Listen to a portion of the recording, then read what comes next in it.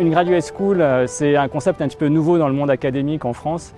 En fait, il s'agit de faire travailler ensemble des équipes de recherche et des équipes pédagogiques qui assurent des formations au niveau gradué, c'est-à-dire après la licence. Donc en gros, on s'occupe de parcours de master puis de doctorat, donc on va jusqu'à Bac+8 dans la graduate school dont je m'occupe. Donc la mission principale des graduate schools, en fait, c'est de faire le lien entre la formation et la recherche. Donc les nombreuses équipes de recherche qui sont présentes ici sur le plateau de Saclay et pas seulement. Et puis donc les équipes qui assurent les formations donc au niveau master. Et puis pour les doctorats, en fait, ce sont les mêmes équipes qui font à la fois la recherche et l'encadrement des doctorants.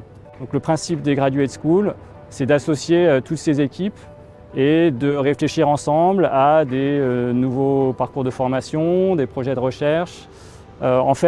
Coopérer, puisqu'en fait dans la Graduate School Biosfera dont je m'occupe, nous avons 7 grands partenaires, 7 institutions, donc 3 organismes de recherche, dont l'INRAE, on trouve aussi le CEA et le CNRS.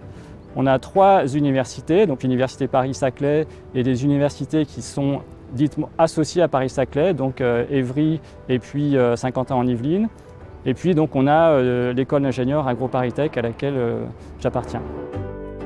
Ce qui est intéressant dans les graduate schools, en fait, c'est que c'est la première fois que sur le plateau de Saclay, les acteurs de la recherche et de la formation travaillent vraiment ensemble de façon concertée à travers cette structure qui est commune, en fait. Pour les étudiants, un des avantages, c'est d'avoir accès à des laboratoires de recherche qui sont connus en France et dans le monde, qui font une excellente recherche dans les domaines de la graduate school. Et pour les équipes de recherche, inversement, ils seront plus impliqués en fait dans les formations et donc pourront encadrer des doctorants, des stagiaires et profiter en fait de cette synergie entre la formation et la recherche. Dans la Graduate School Biosfera, en fait, on s'intéresse à la biosphère, donc le vivant.